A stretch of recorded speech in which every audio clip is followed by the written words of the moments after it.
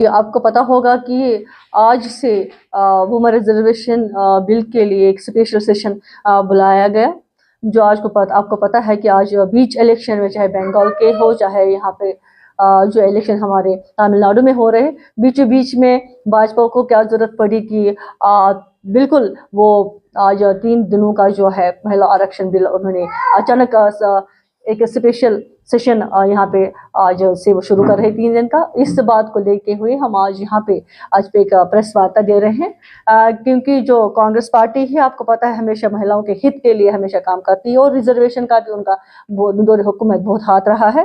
तो मैं आपको ये कहना चाहूंगी कि आज से पहले 30 महीने पहले सितंबर में 2023 में भाजपा सरकार ने वुमेन रिजर्वेशन बिल जो थी नारी शक्ति के नाम से जो उन्होंने लाने की कोशिश की, उन पे चर्चा की। तो उसमें जब पेश किया गया तो उसमें तो उन्होंने किसी को पूछे बिना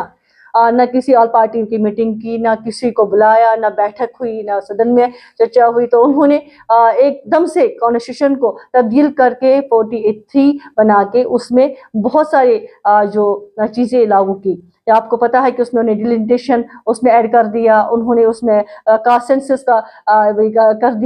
ऐड कर दिया। लेकिन वुमेन रिजर्वेशन बिल को तो पास कर दिया उन्होंने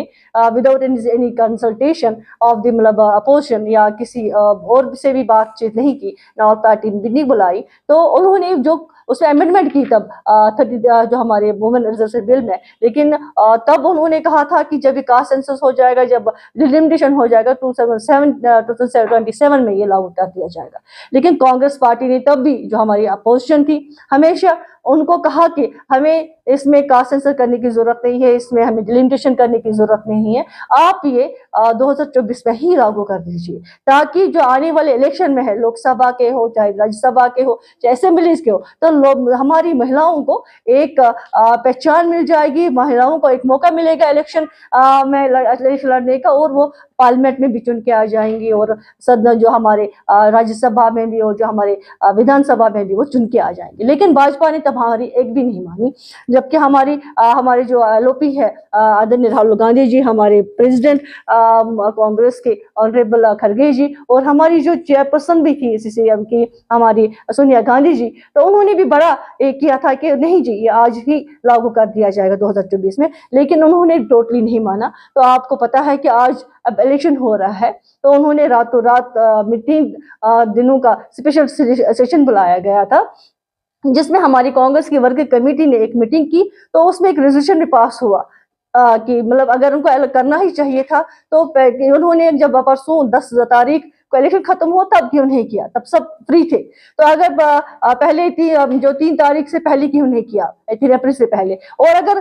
करना ही है तो फिर उन्होंने 30 तारीख के बाद क्यों नहीं करेंगे, इलेक्शन का लास्ट सेशन खत्म हो जाएगा। लेकिन क्या मतलब परेशानी हुई भाजपा सरकार को, बीचों बीच उनको पता है कि तमिलनाडु में और बंगाल में इलेक्शन हो रहा है। जब बंगाल के लोग, आपको पता है, कम से कम 42 वहां से हमारे जो एमपीज है, और जो तेलंगाना है वहां से 39 एमपीज है, वो अपने मसरूफ हो गए हमारे इलेक्शन के दौरान। तो कौन आ जाएगा, कैसे करेंगे, तो उन्होंने रातों रात बुला लिया। लेकिन हम कहना चाहते हैं कि उन्होंने क्या मजबूरी पड़ी मोदी जी को कि वो अपने कॉन्स्टिट्यूशन जो उन्होंने अमेंडमेंट की वो बदलने की, आज वो फिर से महिला आरक्षण बिल पास करना, जबकि कांग्रेस पार्टी ने कहा कि महिला आरक्षण बिल तो ऑलरेडी पास है, उसकी तो कोई प्रॉब्लम ही नहीं है, अगर प्रॉब्लम है तो आप पास कर लीजिएगा। तब तो उन्होंने नहीं किया, लेकिन अब अपना ही कानून वो फिर से बदल रहे हैं। यानी जब उन्होंने अमेंडमेंट की थी कॉन्स्टिट्यूशन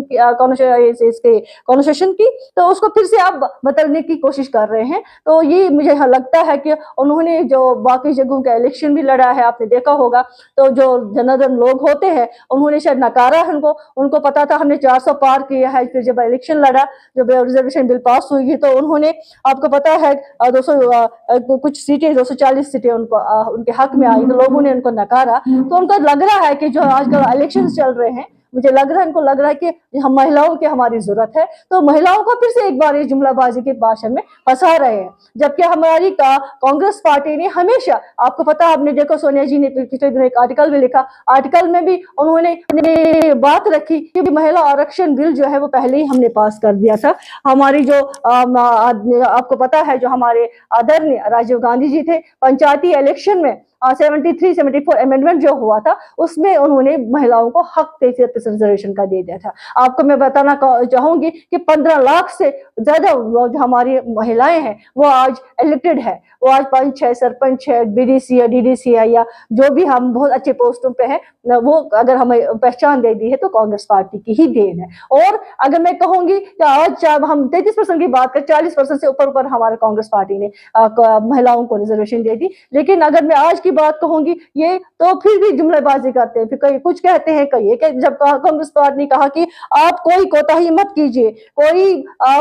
जो आप आज कल परसों डिलिमिटेशन सेंसस न करके इनको लागू कर, जो 2024 में अगर लागू हो गया होता तो आज महिलाओं को रिप्रेजेंटेशन मिल गई होती। लेकिन अभी आज अपने इलेक्शन के बलबूते के लिए आज बीच सेशन में जब सब अपने अपने कामों में मसरूफ है, वो कहाँ छोड़ के आ जाएंगे और सदन में बैठेंगे, तो उन्होंने बिल पेश कर दी और अपने ही जो उन्होंने कॉन्स्टिट्यूशन में अमेंडमेंट की थी उसको फिर से एक बार खत्म कर रहे हैं और फिर वैसे ही कर। तो हम कांग्रेस पार्टी ये कहना चाहती है कि अगर ये कहेंगे कि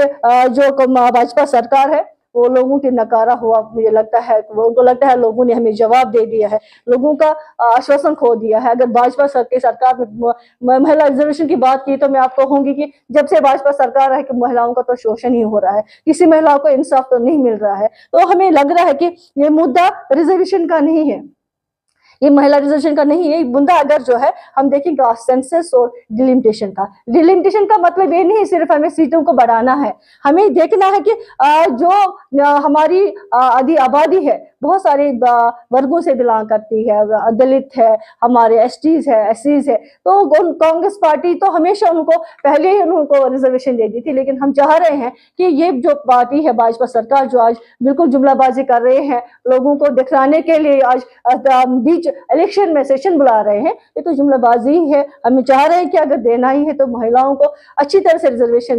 मिले ताकि महिलाओं को जो अधिकार है, जो आपको पता है कि हमारी सोनिया गांधी जी ने राज्यसभा में तो बिल पास कर दी थी, ये तो पास हो चुका है। अब इनको हम चाह रहे थे कि जो कास्ट सेंसस है अगर उन्हें किया तो करना चाहिए था कास्ट सेंसस। आपने देखा होगा से वोट, आपने देखा हर जगह वोटिंग हो गई है तो लोग बोल रहे मेरा वोट यहाँ पे भी, यहाँ पे भी, यहाँ पे मिक्स हो रहा है वोट। तो इसलिए ये कास्ट सेंसस जरूरी है। जब ये कास्ट सेंसस 2011 में की गई थी, अगर कानूनी लिहाज से, पॉलिटिकल लिहाज से देखा जाए तो 2021 में कास्ट सेंसस खत्म होनी चाहिए, लेकिन आज तक कास्ट सेंसस नहीं हुई। तो आपको आज फिर से नकारते हुए फिर से उसको खत्म कर रहे हैं, जिससे लोगों पे बड़ा